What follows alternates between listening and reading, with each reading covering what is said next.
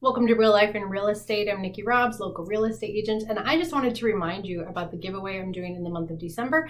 All you have to do is share any podcast episode on social media and tag me. On Instagram, that is Nikki Sells Homes with underscores, and on Facebook, that is Nikki Robbs Homes, all one word. Just tag me. It's so simple. Share an episode, tag me. I will add your name to a drawing. I'm adding names on a daily basis, and there are 2 drawings happening.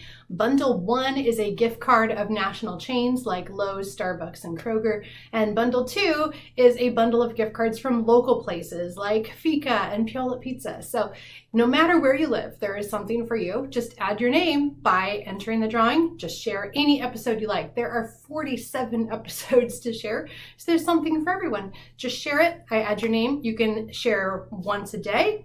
I'm checking every single day, so it's really easy to do. Don't forget to join the giveaway. All you have to do is share any podcast episode on social media. Tag me at Nikki Robbs Homes or Nikki Sells Homes, Facebook and Instagram, and I am entering names daily into a drawing for one of 2 gift card bundles.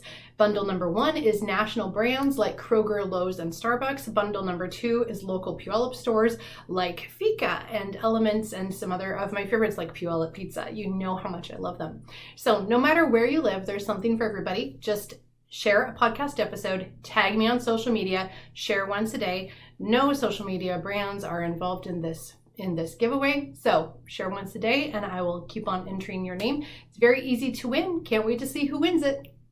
Welcome to Real Life in Real Estate. I'm Nikki Robbs, the local real estate agent serving Tacoma, Puyallup, and beyond. And I am so excited because today I get to interview Michelle Foster with Foster Organizing. And no matter where you are in life, whether you're a young adult or an experienced adult or maybe an aging adult, organizing is something that so many people struggle with. And there's no reason for you to struggle alone. And so I wanted you to know that there are resources out here, and especially local here to Pierce and King County, that we only just met and realized we've got a ton of things in common. And one of those is a passion for helping people and making your life a lot better. So welcome, Michelle. Thank you so much for coming. You're welcome. Thanks for having me. Now, me. would you tell us a little bit about your background and why the organizing profession just really drew you in and called you? Okay. There's a couple things, and I'll try to make it the most concise version I can here. But this isn't my first career rodeo. Mm-hmm. I've done a bunch of different things throughout my adult life thus far. My previous life, I worked in accounting, and so I'm not a CPA, but I had a career in that for a while. And, it had its place in this world, and it served me well. But along the way, I didn't feel like it was really the right fit for me, kind of like a square peg being wedged into a round hole. Yeah. And after a while, I was kind of worried, like, I don't know if I'm gonna get myself unwedged from this. But nevertheless, life kind of had some plans for me. And after my second daughter was born, and I went back to work, I decided, I think I want to try something else. And the cost of daycare is just outrageous. So It is, yeah. Especially for 2 kids. I had a 4-year-old at the time, and she's 4. She was 4 at the time. It's a long time ago. No, but I had a 4-year-old at the time and a newborn, and the cost of daycare full time for both of them was pretty expensive. Mm-hmm. And so we decided, all right, I'm going to try the whole stay-at-home mom thing for a while, and then figure out from there. Yeah. And so my last week at my job, and this is a big change for me because I've always been kind of career minded. I want to be a working mom. Yeah. I want to provide for my family, all of that. And so for me to completely let all of that go and be dependent on someone else, my husband, was a big thing for me. Yeah. And so anyway, my last week at my company that I was working in, I found out my mother went into long-term care, and ultimately never to return. Wow. And so thinking I was going to be a stay-at-home mom, no, actually what I ended up doing, literally my last week at my company, instead of going home and transitioning into housewife, stay-at-home mom, I now had to transition to being a power of attorney, and kind of managing my mother's care. And keep in mind too, and this is not a woe me or anything, but yeah. I'm an only child, so there were no brothers or sisters to help me. My mother was single, so there was no boyfriend, stepfather, parent, anyone else like that in her life. Her siblings were not really available. One of them not willing to help. Yeah. And my grandparents, who owned the house she lived in, they lived on a 3-acre lot, and they were on one, she was on the other. They were kind of too old to be able to really do anything to help her. Oh, yeah. And my mom also had some hoarding problems, and which, I don't know if you know anything about hoarding. It's it has severe consequences for people's relationships, a lot of contention, not to mention the damage it causes physically to structures, to things, and whatnot. So I got to kind of crash course into the difference between what Medicaid is, what Medicare is. Oh boy. Long-term skilled nursing, what that is, what COPD really is, because my mom was a lifelong smoker. We all knew about the hoarding issue, but really like the damage, the respiratory, the aggravation to the respiratory system, all of that. So and my mom also, mind you, I was in Sammamish at the time with my husband and daughters. My mother was in Union out by Shelton. So that's a good 2-hour plus drive. That's a huge difference. One way, yeah. So my mom went into the long-term skilled nursing, and she got about a 6-month time stamp saying, okay, time's running out. Yeah. Right. And I only had a certain amount of time where with my husband's schedule, it was over the summer where before my oldest daughter would go back, start kindergarten. It's like, okay, I only have a certain amount of time to get this house dealt with and figure this out. Yeah. And with my mother, again, having some hoarding problems, you can't just go and clean out a house. At the time, before I got into professional organizing, we didn't know what else to do. And we figured, we're damned if we do, we're damned if we don't. And this is the only time I'm going to be able to manage any of this right now. So we went in and started cleaning out the house. And my mother didn't know about it at the time, which in hindsight, that was a huge mistake. But at the time, we didn't know. Yeah. And we still had to get things done. And she wasn't coming back. So when I was going through all of this, it was a lot to have to face by myself. Yeah. And to add insult to injury, at the same time I was starting this with my mom's house, my father, who lived up in Mount Vernon, thought it would be a good time to pass away. Oh, no. So, Mom, hang in there a little longer, please. Yeah. Go up to Mount Vernon, say goodbye to my dad. Yeah. And then go back down and resume with my mom. And so I'm going through a huge emotional roller coaster here. And when I go into the house to get started on it, I'm not sure, where do I even start with this? And we already knew this was like this, but like, really? How? Yeah.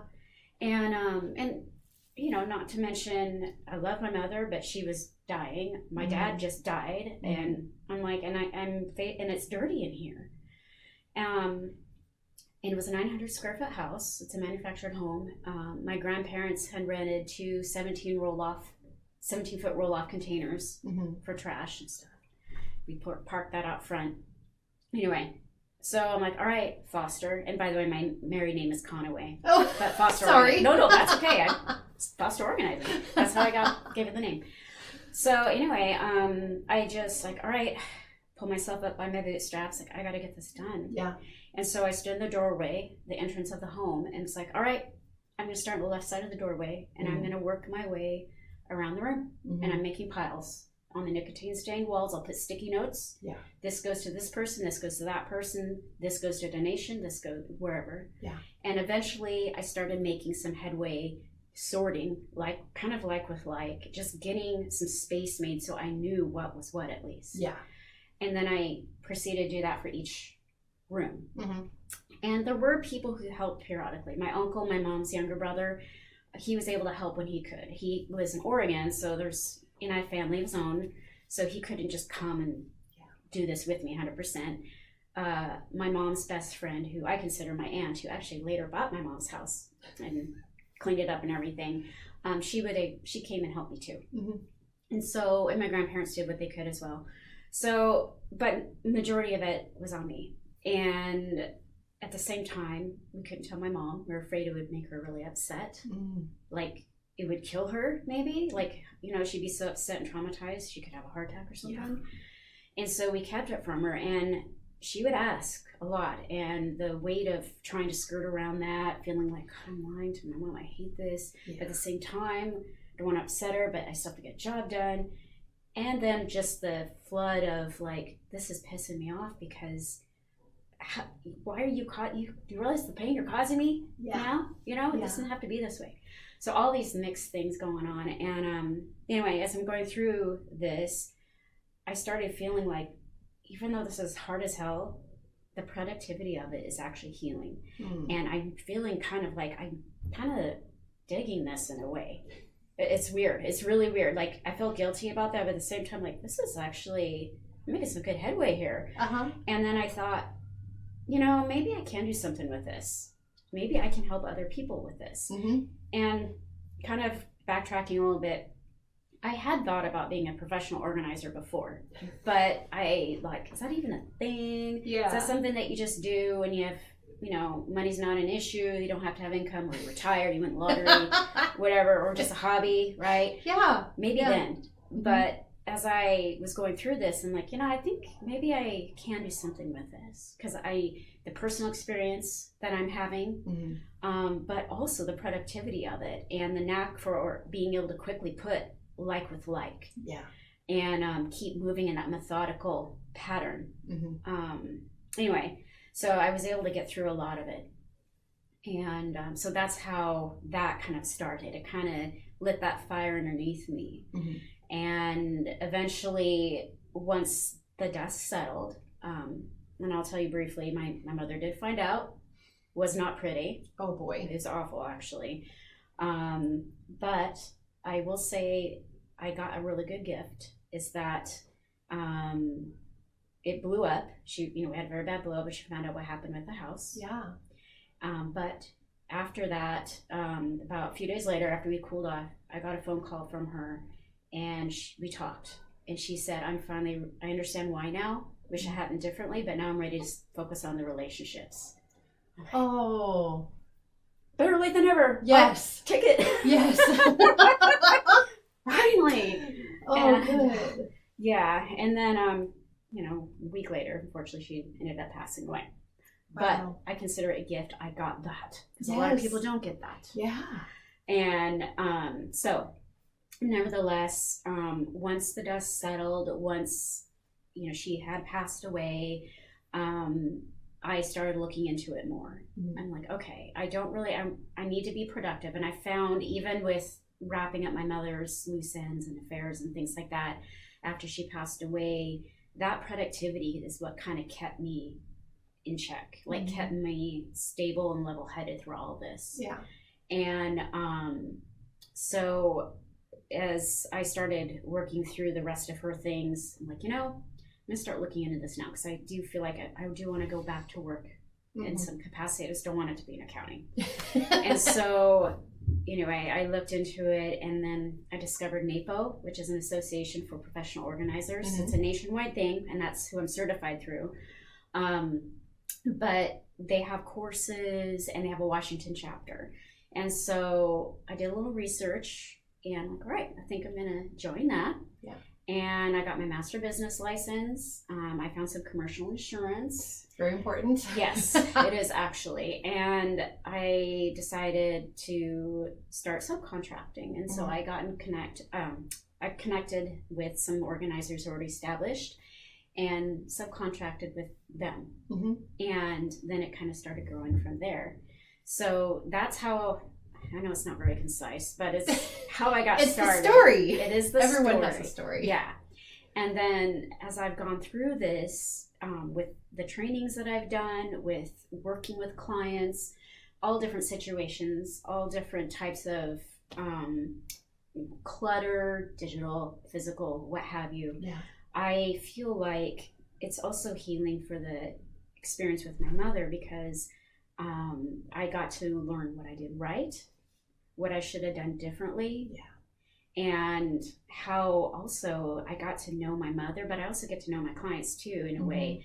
I got to see her, at least through her things, the person that she is, the adult, the woman, not mom. Yeah, not the mom mother with the hoarding problem. It's mom who was a woman like me with hopes, dreams, fears, all of these things. Yeah. And so I got to see her for like the fellow adult that she was.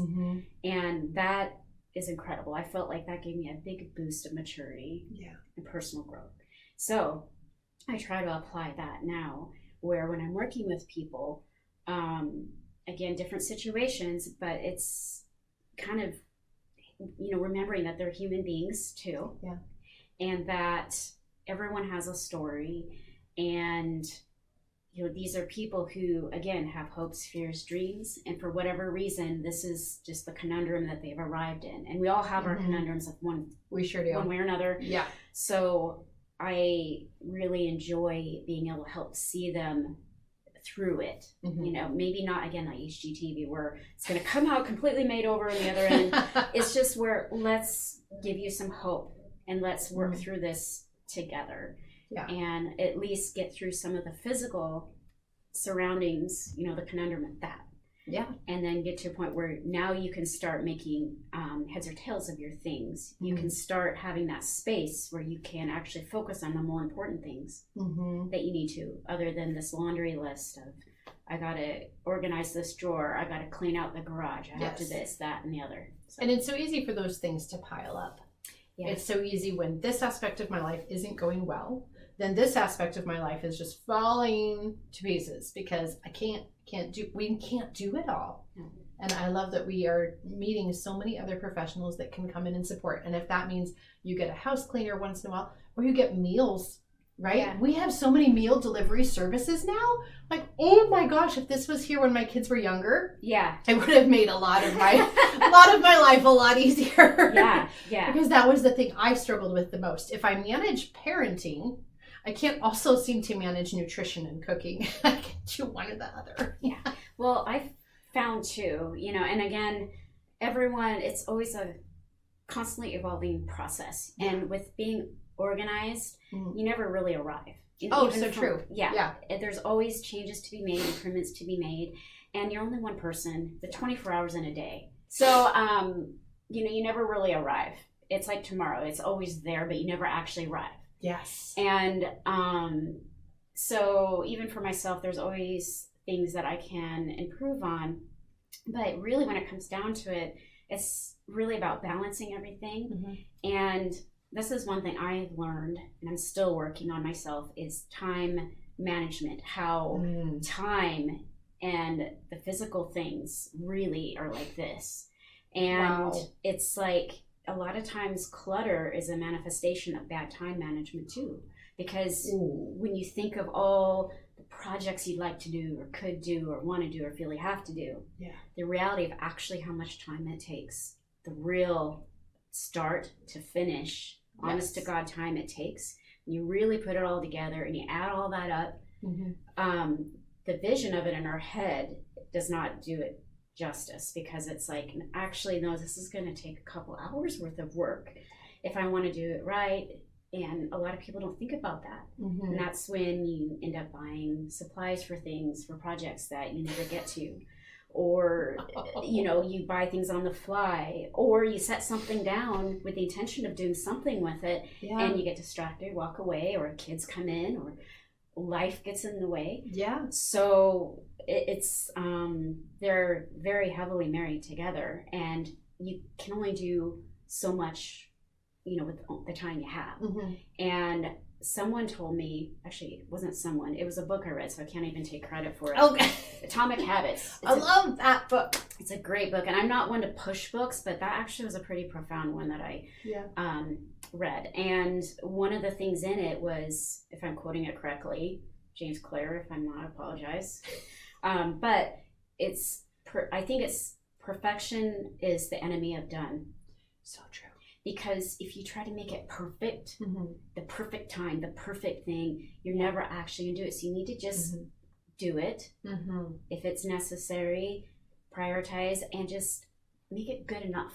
It doesn't have to be perfect, just good enough so you can at least do what needs to be done so you can move on to these other things. And when you have the time, the bandwidth, all of that, then you can maybe nitpick a little more and make it a little more perfect. Maybe you could polish it. You could polish finish it. Maybe you could do that little extra bit. But done. Yeah. Done is priceless. Yeah. And that's actually a vicious cycle I see too with organizing, is not just with other normal things, but like even crafting things. And I love crafting. I come from a huge family of crafters. I love it too. But let me tell you, and I'll tell the audience, if you don't keep your supplies, the quantity of your supplies in check, it's a very deep, dark abyss you don't want to fall into. You really don't. Because the possibilities are endless. And it's therapeutic, right? Anyway, keeping it in check and just trying to be mindful of what's most important when you're doing it and not let things go off the rails. So with crafting, crafting's one of those, it's really hard because it's so fun and therapeutic, but the supplies are endless and available everywhere. Everywhere. And having a different piece of scrap paper for every possible color, for every possible occasion known to humankind, is really not a good thing. So, as someone who had a scrapbooking hobby, I still have paper.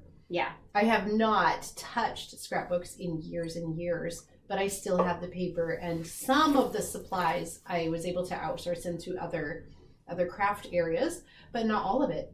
And then and it's hard, and then it's so hard to get rid of. It's so hard to get rid of craft supplies. Emotionally it's hard. But physically it's really not that hard at all. If you put it on buy nothing, anything will disappear. Yes.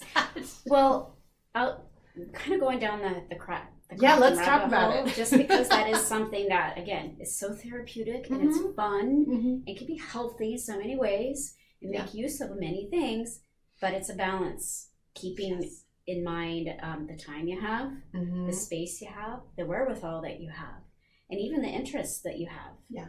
And so with crafting, I've found that keeping, you don't need a stock room full of things. I know that's nice, right? But can you say that louder, please? You do not need a stock room full of things. You don't. You really don't. I mean, the worst that you would have to do is order something on Amazon, or actually have to go buy it if you need it nowadays, right? So it's really just keep your staples, your world basic, your basics, universal staple things. So for instance, for scrap paper, keep basic shades: red, green, blue, the colors of the rainbow, maybe a few gold and silver ones, just your world basic ones, maybe a few prints. But just really keep it simple, because with, for instance, scrapbooking, it's your creativity and the other things you're going to add to it to make it unique and special. You don't need to have 5 sheets of every different shade of candy cane for Christmas scrapbooking paper. For what if? No, just have your basic ones, and then you can maybe cut out a candy or whatever. You can really dress it up. It's kind of like accessories, right? You keep something simple with your outfit, like your basic staple outfits, and then you interchange things and you add little accessories here and there. Then it actually really changes it up. And so with crafting, your staple things, like your real basic colors, keeping, if you have stamps, which is another one that really, especially stamps, they come in all sizes, and trying to keep those organized sometimes can be interesting.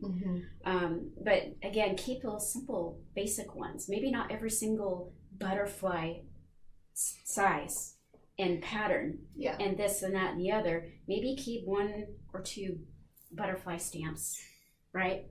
Stamp it, and then you can color it in with a colored pencil, or you can put some glue on with some glitter or whatever to dress that up, or glue on a little piece of ribbon. So keeping your basics, just the basic staples on hand.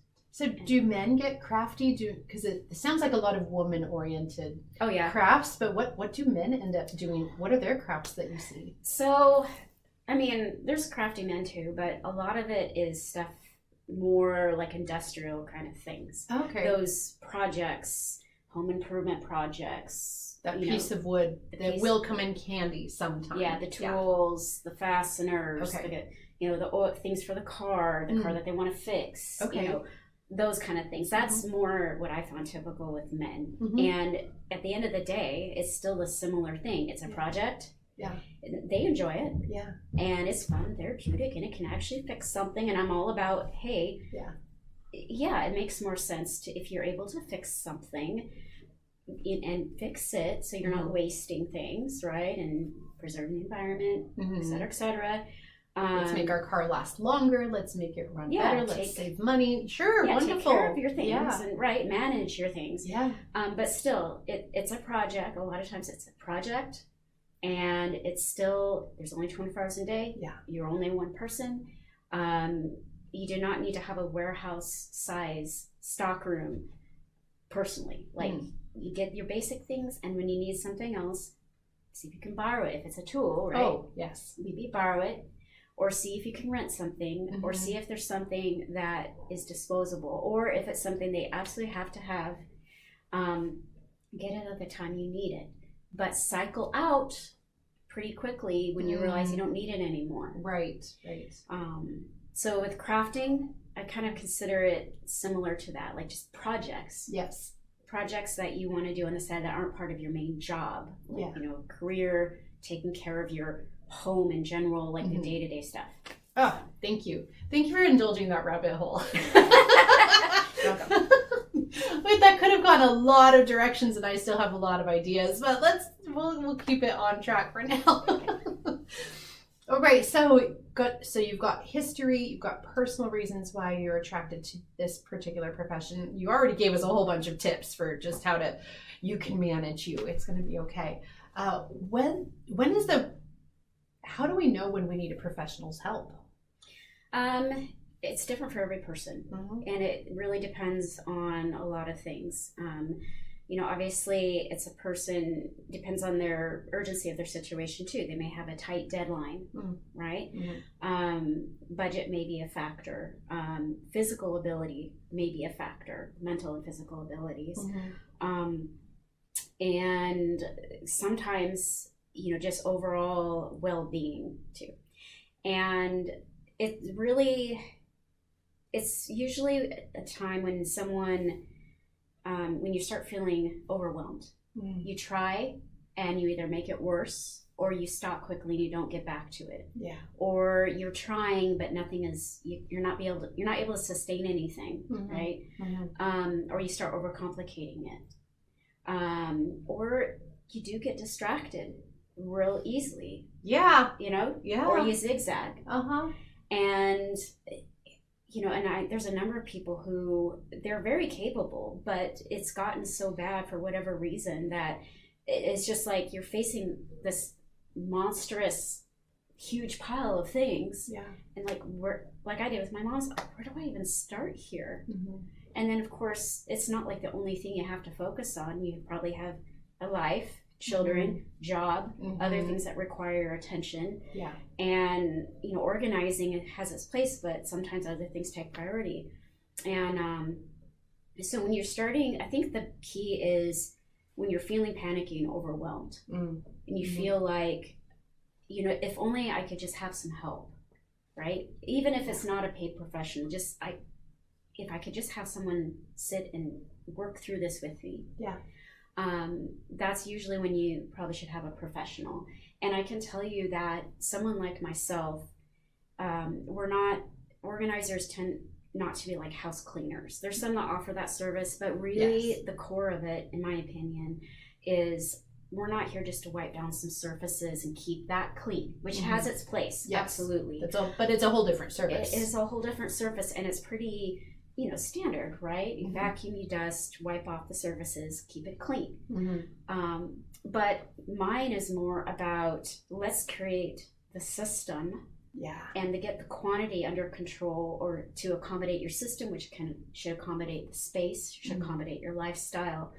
And so you can maintain it where life is messy, but if you have a good system and you have the quantity under control, it's really fast to keep it clean or to pick up and tidy up. And so having someone, paying someone who, one, doesn't have a personal stake in it, meaning like it's not my stuff. I'm not attached to it. Yeah. I don't have to live in it. And I don't have the history of contention that maybe someone else does. And that is one thing that often gets in the way, for better or worse, is family dynamic. Yeah. Well-intended often, but still just, and that happens to me too. I can tell someone that I know, family members, this is what I think you should do. And they know what I do. And they know I do a pretty good job at it. And I love it. I can tell them that. Yes. And they're like, yeah. But then, talking about when you need a professional with family members and things. And so I've even experienced it where I'll say something, like maybe try blah, blah, blah, blah. Like, yeah. Someone else will say the exact same thing. Yeah. And they're like, yeah, okay. Yeah, that makes sense. Oh, it's so true. I just said that. Yeah. So anyway, it's oftentimes very well intended, but a lot more often than not, it's gets in the way. So having a professional in there can really help with that. So call a professional if you're overwhelmed, you're feeling panicky, you're not able to maintain the systems that you've created in the first place, or if it's your family member and you need backup. Yes. And this is one thing too I've found. In an ideal world, yes, of course, especially when you're going through your personal things, right? I mean, that's largely what I do is I'm helping people go through their personal stuff. And some of it's pretty sensitive and confidential, and other stuff, it's just like what anyone else has. And each person feels differently about it. And so ideally, if you could have a loved one help you with that, of course, but the problem is people have different ideas of how things should be, organized or not. Again, history of contention may be there. And also picking someone to help you, you really want to pick someone who is going to keep you on track. It's not going to be like blind leading the blind, where, how about this? That you're both zigzagging. Or you're both like wanting to keep things that you really don't need anymore. Or just chatty Cathy. So you really want to, not every family member is going to be able to help you with that. And so you want someone who's going to help keep you on track and keep things going in the right direction and ask you some of those harder questions. Like, really, why is the purpose of, why are you keeping this? You don't use it. It's hidden away. If it's a treasure, why isn't it not displayed like all your other treasures are? Okay, you have 500 black Sharpie pens. Right? What is the worst that's going to happen if you kept 10? Right? It just a series of questions on and on. And so I can help kind of push with that. But one of the things being a professional, though, is that I can't force anything. I can't force someone to get rid of anything, and I don't. Because one, I want them to be at peace with what they're letting go of. And sometimes that takes a lot of patience, takes a lot of time. Because sometimes in order to let go of something, people have to deal with what it meant to them. And sometimes it's not always pretty. I've had many clients start crying when they've uncovered things, for good memories and bad. And I've had people uncover things like, I know why I kept this, but what the hell was I thinking? And even a few things have been like, are you sure? Like, are you really sure? Okay. So it's things that, I can't force them to. But one of the other things with being a professional, and if anyone ever uses a professional organizer, one of the things they want to make sure is to look for is someone that has a client services agreement, which I do. Mine's really thorough too, for very good reason. But one of the biggest pieces of that is my confidentiality part. Because there is no, as far as I know, there is no regulation for my line of work. There's no requirement for licensing. I'm certified because I want to be, but there's no requirement. And So my contract is really the piece that can keep my clients diligent and respectful, as well as myself. And I mean, it's not a problem for me, but because we don't know each other, we want to have that piece of paper, if anything else. And a big chunk of it is confidentiality. So unless someone gives me written permission, or we're standing together in a room, or law requires me, right? I'm not going to talk about the details, the address, phone number, name, what the person talks to me about. And so having that level of professionalism too makes people feel like, okay, I can trust this person now. And I don't judge. Like I'm not going to, I mean, let me back up. There's always going to be something, because I'm human. If there's something I see that I'm like, in my mind, I'm like, whoa. But I'm not, I'm not going to show it. I'm not going to tell, because it's not my place. It's really not my place. And everyone has things that someone else would go like, whoa. So I'm, we work through it. And the confidentiality piece is those people can rest assured that I'm not going to go tell their adult children, or their spouse, or their friend, or whoever else. It's like their house isn't going to show up on your social media. No, not without permission. Exactly. And that is other thing in my contract. I do have a piece for marketing where I do want to use before and after pictures, but they don't have. It's not a requirement that they can opt out if they want. And I try to go through for the pictures I think would be inspirational to others. And the client has given me the permission. I'll go through and I'll fuzz out anything that's identifiable. So that, because I don't want someone to do that for me. So the only times that again I share anything with someone is if they've given me written permission, or obviously like if they're right here in the room and like, go ahead, Michelle, tell me, right, or if it's I'm helping a family and it's a child, right, and the parents right there. And the only exception to that would be like if there's a guardianship issue, where someone has guardianship over someone else, or power of attorney where it's clearly like the person who owns the belongings isn't in control of their faculties anymore. Like someone maybe has a strong, Alzheimer's or dementia or something where they can't make these kind of decisions anymore. And that's different, but generally very different. So generally speaking, that really helps people like, okay, like I feel like now I can trust you. And we're going to get through this. So I know that was, again, very long-winded answer, but that is why a big piece of why having a professional, and it's also, it's very valuable because my line of work really can help change the trajectory of people's lives. And as soon as they can get their lives organized, and not just their lives in general, but their things organized, which can transcend to other areas, being more organized.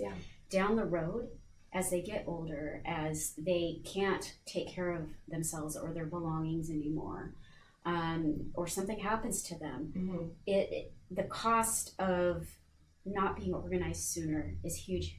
And it just can really change the trajectory of things, where you're not leaving a whole house full of stuff that no one wants when you pass away to your children, who probably have lives of their own and expenses and children and jobs that probably don't have the wherewithal to really come in and sort through your 3 generations of stuff that you've accumulated.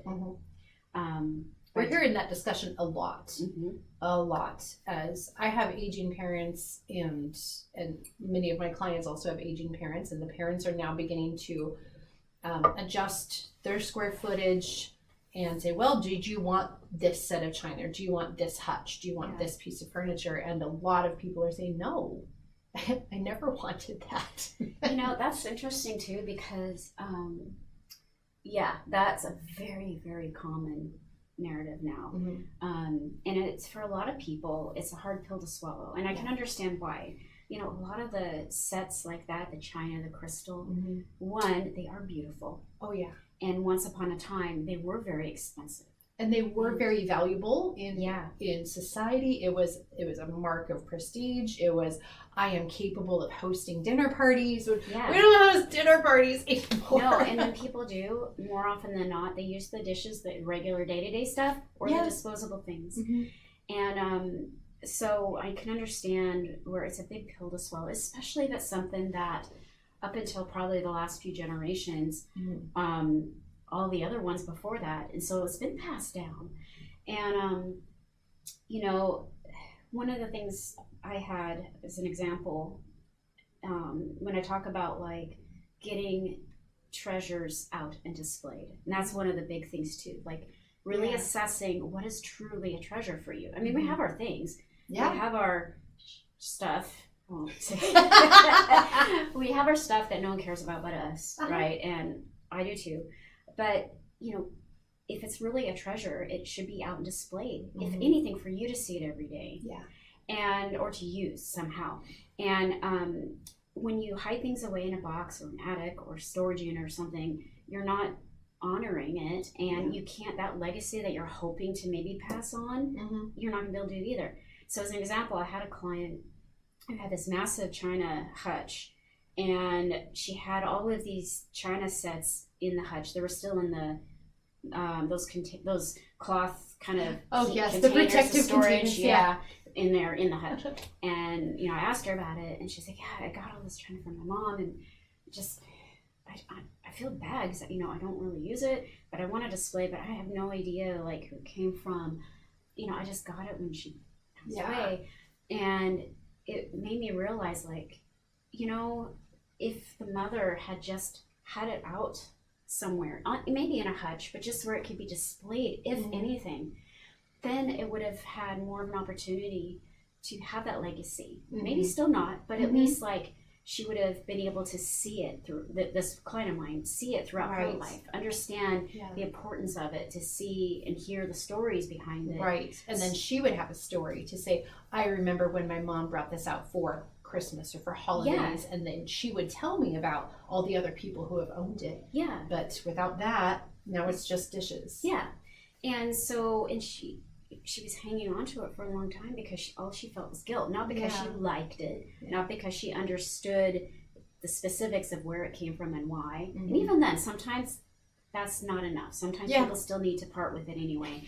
But nevertheless, at least she could have given it the thought and consideration that it probably deserved.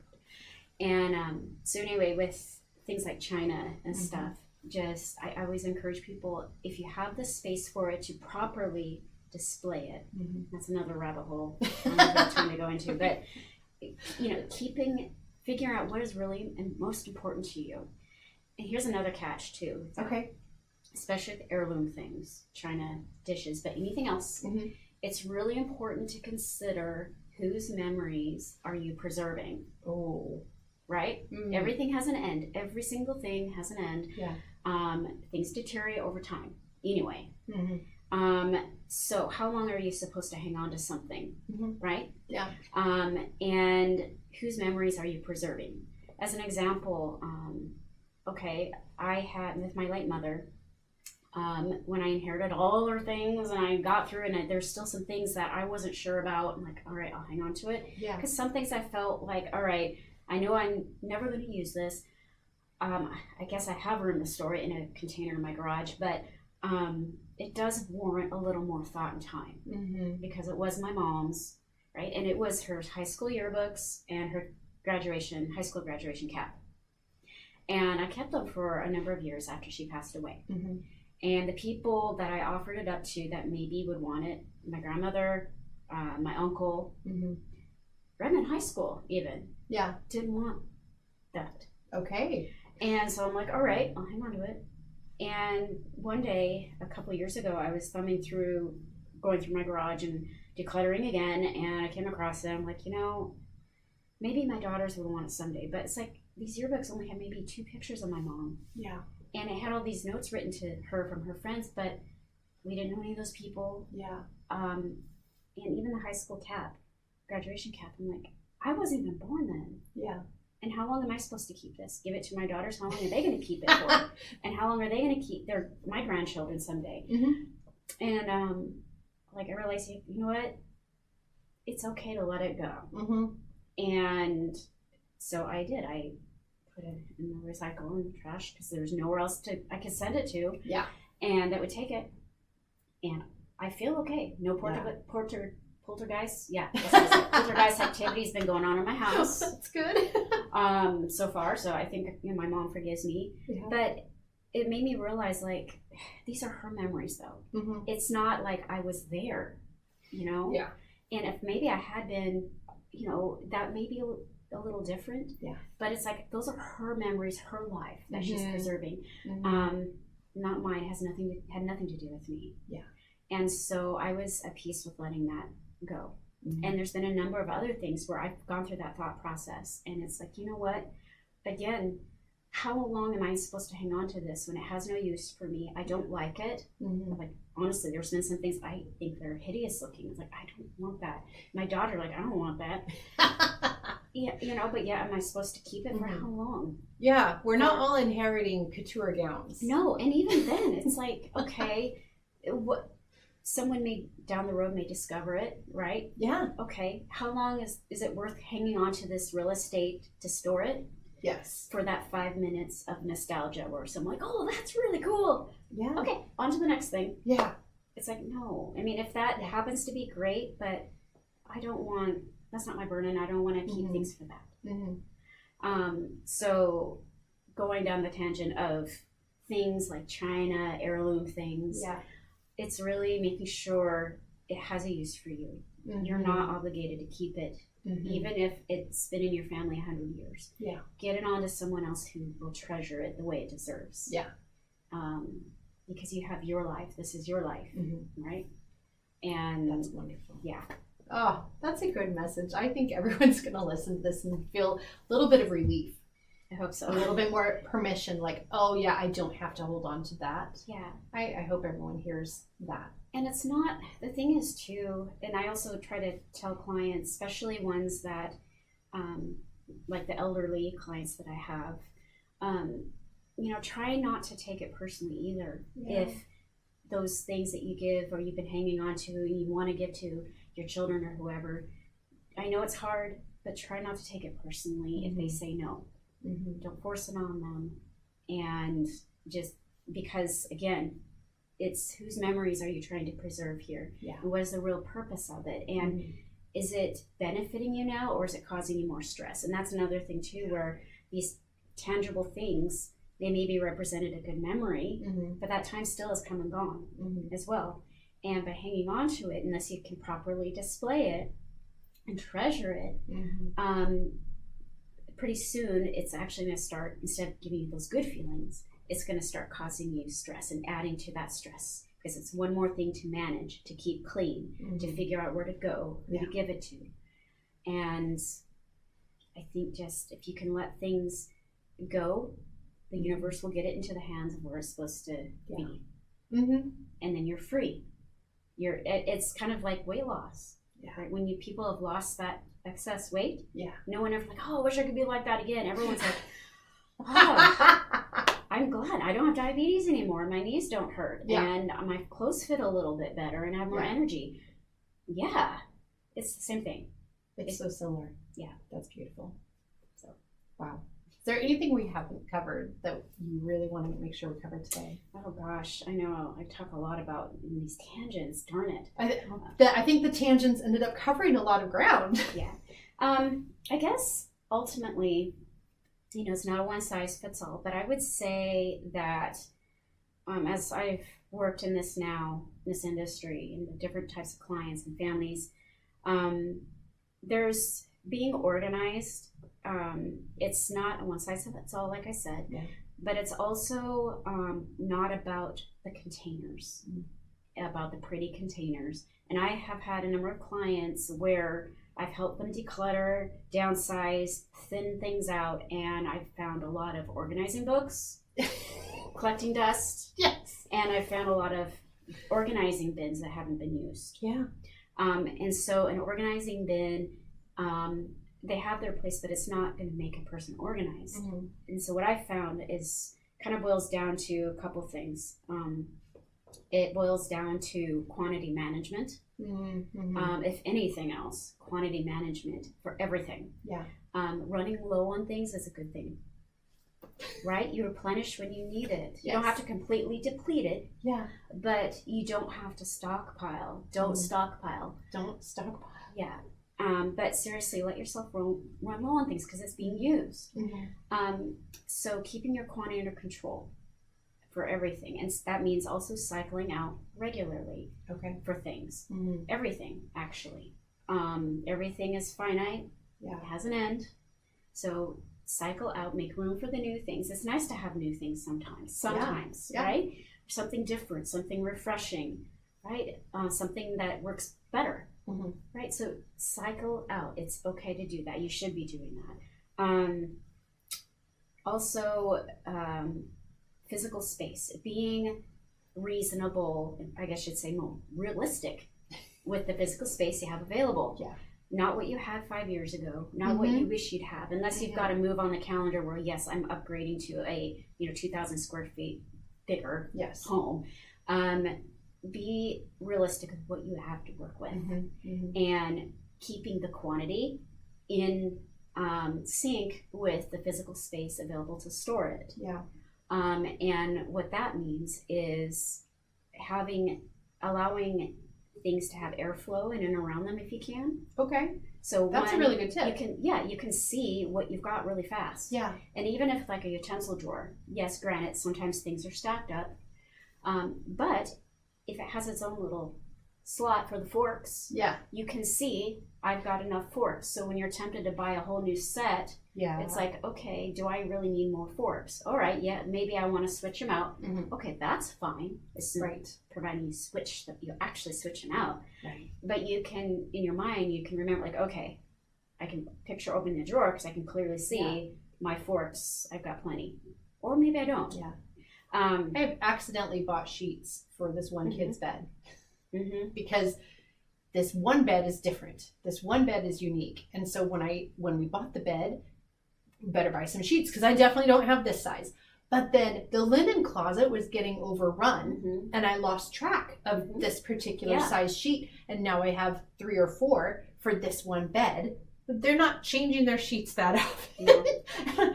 Why do I have this new in package set of sheets for this one bed? Yeah. Because the linen closet got overrun and I couldn't see what I had. Yeah, and God forbid that if you ever needed a new set of sheets, you'd have to go to the store and get a new one when you needed it. Right. Yeah. Well, that's how I have 4. But yeah. So what you need to do is cycle out the old ones, perhaps, put in the new ones. Yep. Yeah. But it's true. Like it helps you if you if you're realistic with the space you have to store things and the quantity that you're storing in that space, then you can manage and track how much you have and when it's time to replenish. Yeah. And it's easy to switch out when you do want to replace something.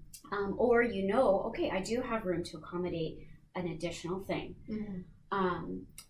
But it's also important that you're not obstructing things either. Yes. Because the accessibility, the convenience is really important and being visible. And it doesn't mean everything has to be out to be visible, but just where if you have to open a drawer, again, you can see exactly where the forks are and about how many there are without having to rearrange and dig around and pull things out to see. Yes. Or the paintbrushes or the knitting needles or the screws or how many ratchets do we actually have. Yeah. Or, oh gosh, I had a bag of chips, 2 bags of chips in the back or boxes of cereal that I forgot I had because everything else was in front of it. Yeah. Right? Yeah. Or I didn't realize I had a full box of this left. I thought it was empty because I couldn't see in it. So easy to do. Yeah. Yeah. So keeping track of your quantity and being realistic with the space you have and making sure things aren't obstructed. And that means doors, drawers, vents, windows are not obstructed. You can fully open them. Like, for instance, that cabinet over there, right? Yeah. You could walk over there and open the door completely and do whatever you need to do with it. Yeah. If there was something in the way because it was too crowded in the way, you might later or just cram something in because you've got other things to do. Yeah. Not to mention safety with entrances and exits, but and heating vents, and fireplaces, and actually that kind of goes into also safety, because 36 inches is really what you need for a first responder and a stretcher to be able to get in and out. Okay, well that's the good minimum then. Yeah, and people have died by not being able to be removed safely, and it also puts other people at risk, so that are trying to help. And so it's really important to not have things obstructed. And so managing the physical space, being realistic with what you have, not cramming. Just because it's humanly possible to fit something in doesn't make it appropriate or right. Right? You want airflow in and around things so you can keep it clean, dust free, mold free, pest free, right? So those are the two big things too. And then finally, the last two are the system. Making sure that you have a system you can maintain. Usually for things, especially stuff with daily use, you want it as close to where they're used as much as you can. So sometimes, for instance, with sorting mail, it always ends up in the kitchen or dining room for most people. It really does. It does. Even if there's an upstairs office or whatever, it just always seems to be the kitchen, at least where it gets processed once you bring it in from the mailbox. And mail, paper, clutter's a whole other beast, but that can pile up too. And if you keep an open recycle bin and an open shred bin within arm's reach of where you process your mail, then you're nipping a big chunk of that process in the bud. Right? You don't have to wait till you finally get around to carrying it upstairs to the office, right? You have thinned out a lot of the crap already. And maybe having a tray of things to go upstairs to the office to be fun. But keeping things in the room, which they belong by the end of the day, even if there's not a home for it there, and making sure that it's intuitive and easy to access, and it's where it's mostly used. So kitchen stuff probably shouldn't be ideally in the garage or upstairs in a bedroom or guest bedroom. But also linens. They need to be in the bedroom for where the bed is that they're going to go on. That would be That's ideal. where they need to be stored. Not in the hall closet with everyone's linens. And that's why I've got 4 kinds of beds and 4 kinds of linens in the hall closet. So having a system, and one that works for you. And if you're a visual kind of person where if you don't see it, it's not going to exist and you can't maintain it, then let's make a system. That's where bins and containers come in handy, and labels too. Because if you have, for instance, in a pantry, you have a bin labeled potato chips, and someone's just gonna, with a bag of potato chips in their hand, and they see a bin that says potato chips on it, more likely they're gonna actually put it in the bin that's labeled potato chips versus staring at it and putting it over here on the shelf somewhere else. Because the unmarked bin, what do we do? So it's like psychologically, okay, I see it says bin, potato chips there. So that's where it can really come in handy. But also just making sure, again, if things have to be stored away, it's in a convenient space and it's not obstructed when you do need to get it, access it. And finally, the last thing that I always, preach to the choir about is the mindset. The relationship you have with your things. That's the process, and getting in that habit of cycling out the things and curbing the influx of things coming in. And managing quantity ties into that. But one of the things I will strongly recommend to people is that when you're shopping, because I like retail therapy just like anyone else, but like crafting, it can be a deep abyss. And what I've found, and I suppose this kind of kills the buzzkill for retail shopping. But nevertheless, like when I go shopping, I like browsing around, and I have like, I could use that, And what I do by the time I get to checkout now is I've gone through my mind, like, what are all the steps that I'm going to have to take in order to find a spot for this when I get home? Will I have to assemble it? Will I have to undo the packaging? Where I'm going to put it? Because I've found a home for other things. How much am I going to have to rearrange in order to find a spot for this? And pretty soon I'm like, I don't want to do that. Do I really need it? And I already have this. Now I'm thinking about it. Darn it. Okay, now you end up putting it back. or of like, you know what, actually, no, I do need this, and I know exactly what I'm going to switch out, or I know exactly where it's going to go as soon as it gets home, or I absolutely do need this. Yeah. See, I have to do that with books. Yes. Because it's so easy to collect books that I intend to read, and I heard it was good, but in the house that I live in right now, I have very limited bookshelf space. And so I had to make a rule for myself. If I'm not going to read it twice, I don't keep it. And know this, when you're trying to get decluttered and organized, you know, those 4 things are really the key for it. Not the pretty bins, not doing the Spark Joy Mercando where you put everything in a massive pile. Most people aren't able to do that. No. You can't chip away at it little by little and just be persistent. So overwhelming. It is. But nevertheless, I think one thing you can do is when you're going through the decluttering process, what was I going to say with this? Shoot. It'll come back. I know. It'll come back. We're going to edit the pause. Yes. And while we're pausing, we're after 2 o'clock. Oh, yes. We got to get going. Yes. Okay. Well, anyway, so there's the 4 Okay, we're back now. Yeah. Sorry. No, the 4 things, you know, to stay organized, but it's really about just building the relationship with your things. And one thing too is knowing that there's always when you're going through and you're purging, there is going to be something that you probably regret. Yeah, there is. And just really ask yourself, what is the worst that's going to happen if that happens to me, right? Or if I get rid of something and it turns out I do need it, right? What is really the worst that's going to happen to you? And some of it might be bad, but most of the time it's like, I'm going to maybe feel disappointed. I may be inconvenienced. I might be having to pay for it one more time. Yeah. But that's okay to get on with life. And the more you do that, the more, those consequences are like, okay, now I'm going to be more intentional about what I'm buying and what I'm bringing in. And I put more thought into the things I am cycling out. And the more that you develop that habit, you persist and you keep at it, pretty soon it's not a massive overhaul. And you're little by little, you can just incorporate these things and you can move on to the more important things in life. Oh, the other mental clutter that y'all have to deal with. Yes. So there's so much more. Yes, there you go. Thank you so much. You're welcome.